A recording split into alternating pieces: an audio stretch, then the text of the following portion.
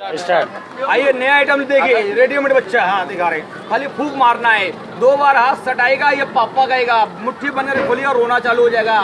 खाली हवा मारना है।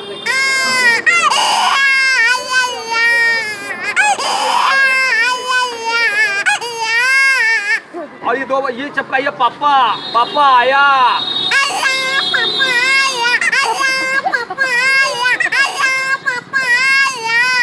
खाली पापा आया भी आता है। अल्लाह पापा आया।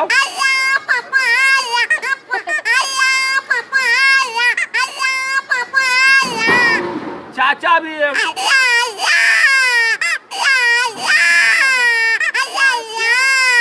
फूक मारना है खाली। पापा जब बच्चे को पैसा चाहिए तो बहुत प्यार से पापा बुलाता है, तो आप हल्का हवा मारिए, 2 बार चिपकाइए, पापा प्यार से बुलाएगा।